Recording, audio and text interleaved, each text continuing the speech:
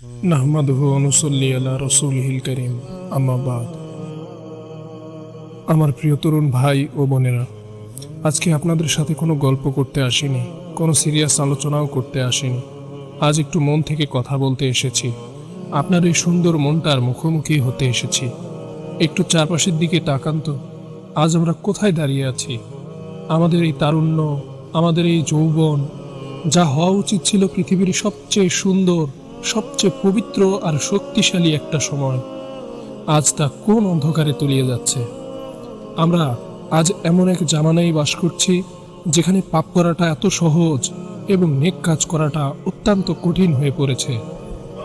যুবক ভাই আমার, বোন আমার, আজ আমাদের রাতগুলো কিভাবে কাটে? মধ্যরাত পেরিয়ে যায়, আমাদের চোখ থেকে ঘুম উধাও। আমরা বুঁদ হয়ে আছি কানে হেডফোন লাগিয়ে কোনো এক হারাম কাজে, কোনো এক অবৈধ সম্পর্কে, অথবা ভার্চুয়াল দুনিয়ার কোনো এক মায়াজালে।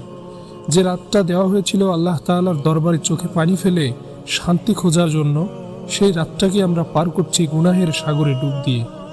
আজ আমরা ফ্যাশনের নামে, ট্রেন্ডের নামে নিজেদের সঁপে দিয়েছি এমন সব কাজে যা আমাদের মনকে ভেতর থেকে চূর্ণ বিচূর্ণ করে দিচ্ছে। আমরা মুখে বলছি আমরা ভালো আছি, কিন্তু বালিশে মাথা দিলেই একটা তীব্র একাকিত্ব, একটা হাহাকার আমাদের কুরে কুরে খায়। কেন এমন হয় জানেন? কারণ আমরা আমাদের সৃষ্টিকর্তাকে ভুলে গেছি। আমরা আল্লাহর আদেশগুলোকে অবহেলা করে এক মরীচিকার পেছনে ছুটছি। সবচেয়ে বড় কষ্টের জায়গাটা কোথায় জানেন? ফজরের আজান হয়, মুয়াজ্জিন অত্যন্ত সুমধুর কণ্ঠে ডাকেন, হাইয়া আলাস সালাহ, নামাজের দিকে এসো। কিন্তু আমাদের কানে যেন আজ তালা লেগে গেছে। আমরা কানে ইয়ারফোন খুঁজে গেমসের দুনিয়ায়, ফেসবুকের স্ক্রলিংয়ে বা বন্ধুদের আড্ডায় মেতে থাকি। মসজিদের এই মিনার থেকে আল্লাহর ডাক আমাদের হৃদয় পর্যন্ত আর পৌঁছায় না। আমরা ভুলে গেছি যে এই নামাজই ছিল আমাদের বাঁচানোর একমাত্র উসিলা। রাসূলুল্লাহ সাল্লাল্লাহু আলাইহি ওয়াসাল্লাম বলেছেন, বান্দা এবং কুফর ও শিরকের মধ্যে পার্থক্য হলো নামাজ ছেড়ে দেয়া। ভাই আমার, বোন আমার, একটু বুকে হাত দিয়ে বলুন তো, কার অবাধ্যতা করছি আমরা? যিনি আমাদের অস্তিত্ব দিয়েছেন, যিনি আমাদের প্রতিটি শ্বাস প্রশ্বাস সচল রেখেছেন, যিনি এত পাপের পরেও আজ সকালবেলা আমাদের রিজিক দিয়েছেন, আমরা তার ডাকেই সাড়া দিচ্ছি না। কোরআনে আল্লাহ তাআলা জাহান্নামীদের একটি ভয়াবহ কথোপকথন তুলে ধরেছেন। জাহান্নামীদের যখন জিজ্ঞেস করা হবে, তোমরা কেন এই জ্বলন্ত আগুনে পুড়ছ? তখন তারা বলবে, আমরা নামাজ পড়তাম না।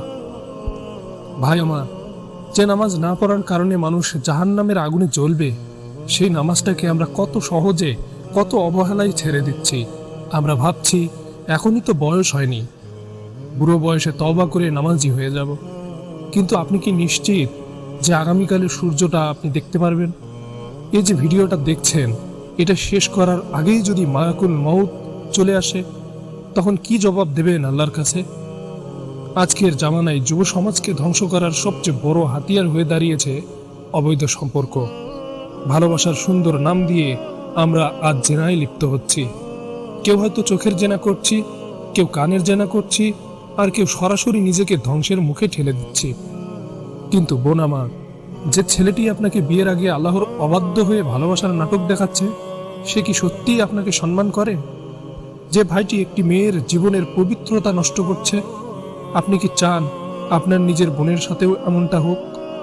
আল্লাহ তাআলা পবিত্র কোরআনে কত সুন্দর করে, কত মায়া দিয়ে আমাদের সতর্ক করে বলেছেন যে তোমরা জিনা বা ব্যভিচারের কাছেও যেও না, নিশ্চয়ই তা অশ্লীল কাজ এবং নিকৃষ্ট পথ।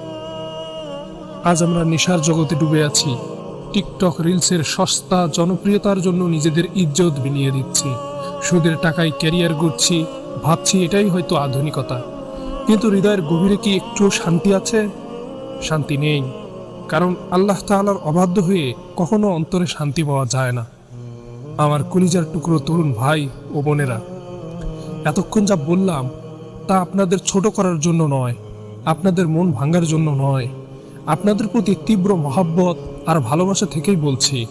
আল্লাহ তাআলা আমাদের কতটা ভালোবাসেন তা কি আমরা জানি? আমরা হয়তো ভাবছি আমি তো অনেক গুনাহ করে ফেলেছি, আমার মতো পাপীকে কি আল্লাহ তাআলা মাফ করবেন? আমি তো নামাজের কাতার ছেড়েছি কত বছর, আমি তো কত হারামে জড়িয়ে পড়েছি। শুনুন আপনার রব কি বলছে শুনুন। সূরা আজ-জুমারের 53 নম্বর আয়াতে আল্লাহ তাআলা তার গুনাহগার বান্দাদের কত চমৎকার একটা নামে ডেকেছেন। আল্লাহ তাআলা বলেছেন, হে নবী আপনি বলুন, হে আমার বান্দাগণ, তোমরা যারা নিজেদের প্রতি অবিচার করেছ, গুনাহ করেছ, তোমরা আল্লাহর রহমত থেকে নিরাশ হও না। নিশ্চয়ই আল্লাহ সমস্ত গুনাহ মাফ করে দেন। নিশ্চয়ই তিনি পরম ক্ষমাশীল, পরম দয়ালু। সুবহান আল্লাহ। আল্লাহ কিন্তু বলেননি যে হে পাপীরা, তিনি বলেছেন হে আমার বান্দাগণ।